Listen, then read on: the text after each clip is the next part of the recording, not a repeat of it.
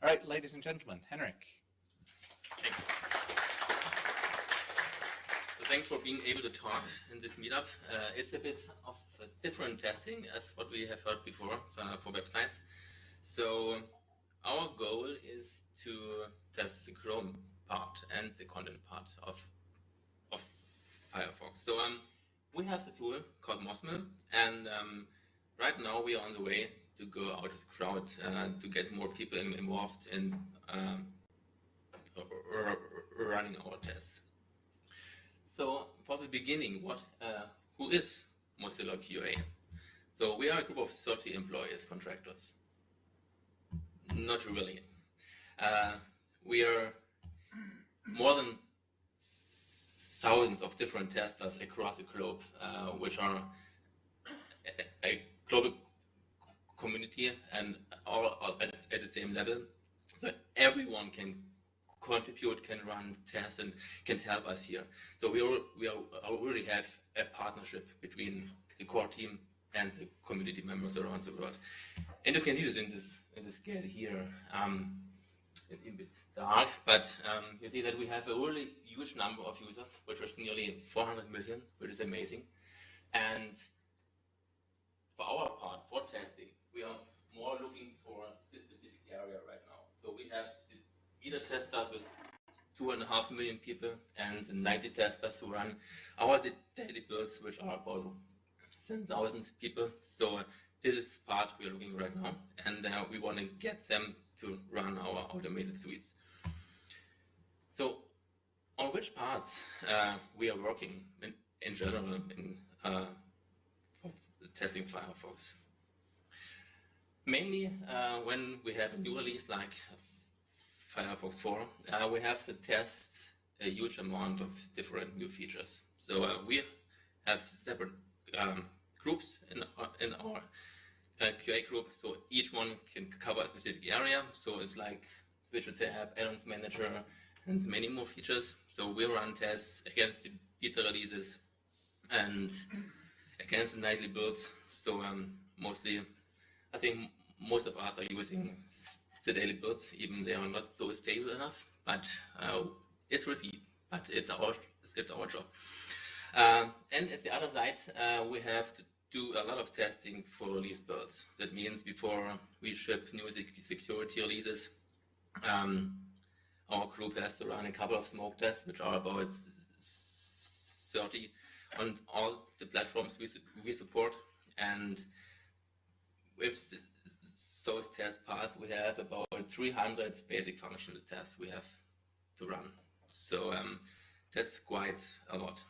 And at the end, we have to make sure that once we have pushed the updates, that everyone who runs an old build can successfully update to the new build and nothing is broken.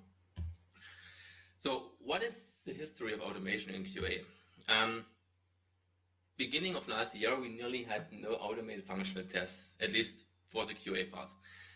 We have a lot of automated tests written by the developers, but for our testing purposes to directly interact with the UI elements, we have nothing. So all the tests I've mentioned before, we had to run manually, and it really takes time. So for the 300 different basic functional tests, it nearly takes 1 day for a person to run through everything.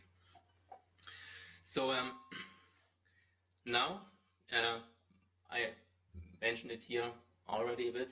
So we had 100% manual testing of new Firefox features, and we had 100% of manual testing for release builds. And because of that, we were limited on one single platform. So we weren't able to test on all the platforms because of limited human resources. That's why we have to continue, and we have done a great job so far. So what has been changed since the beginning of 2009? So we are using Mozilla. That's a fork of Windmill, which is for testing websites. So we have customized this fork to be able to run all of this, fulfill all of our requirements, so we can run all the tests against the Chrome part of the application.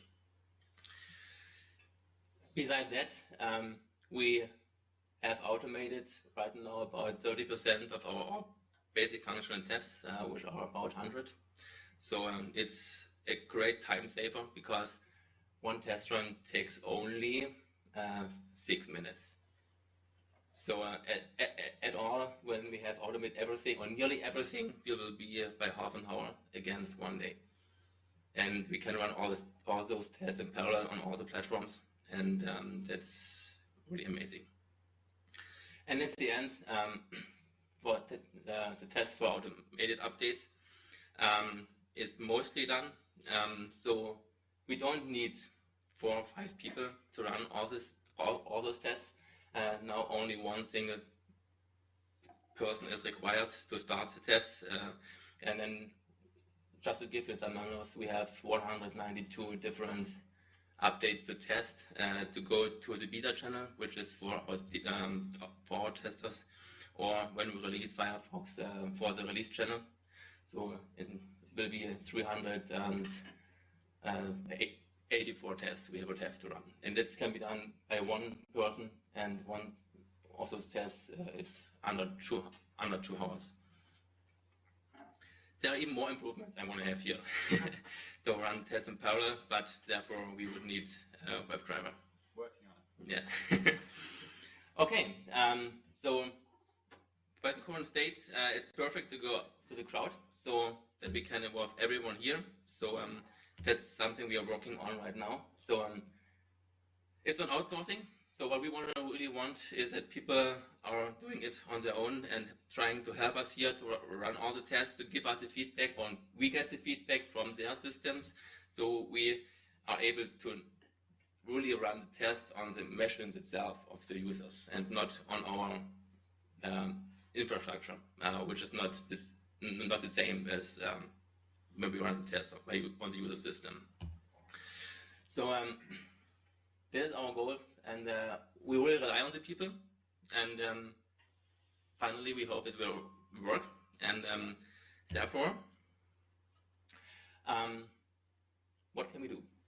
So we want to definitely support our testers, the localizers, and add-on authors, so they can really focus their work on the tasks they really have to do to create add-ons and to do the localization parts.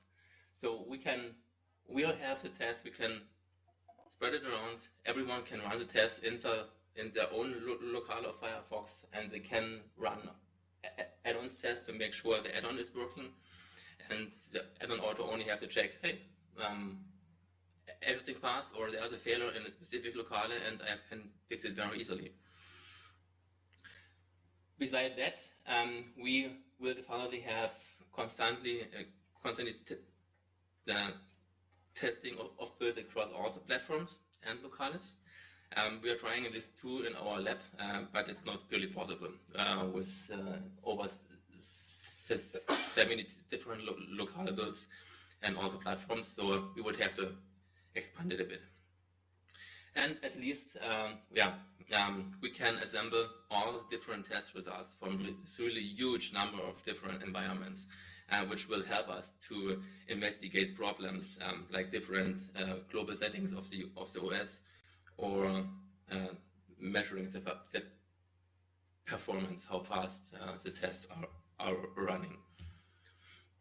So how can all this be done? So right now I'm working on the Mozilla Crowd extension, which will give us the chance to involve the people. So what were the prerequisites? Installing Mozilla is kind of hard. So you have to install Python, you have to install all the requirements on the Python side, and it's even harder to install everything on Windows. So what we want to have here is a simple one-click installation. So people can do it right away. They don't have to know anything about Python or how to install something or to work with the repositories. So they only have to install the extension, and that's all. This extension is using Mozilla internally, so we can really test any version of Firefox, starting with Firefox 3.5, and it can also be adopted to Thunderbird or any other application which is using which is based on the Gecko platform. For the support of test runs, we have different test runs. The basic tests are the BFTs. We have add-ons tests. We are working right now on SNN tests, so we can make sure that elements aren't cut off or we don't have multiple access keys. And there are more coming up in the future. And the most important part here is that we can report the test results to a central database. We can really use to analyze the results and to figure out in which area we have to improve the performance, or where are the failures, so we can fix those things. Yeah, therefore we have the extension and it's still under construction, but it's working, and I will show you a demonstration right away. Oops. I think I missed this slide. Okay, so what remains right now, besides to finish up the extension, is we don't know how reliable our tests are in the cloud and how they operate on the user system. So that's really something interesting, what I'm looking forward. And so we can really make our tests more stable and even probably can catch more problems across the different systems. One more item is finally the WebDriver. So we can run the tests in the background. It's more important for the cloud extension because people want to run tests, but actually they have to wait. They can't do anything on the system, so they have to wait until the tests have been finished.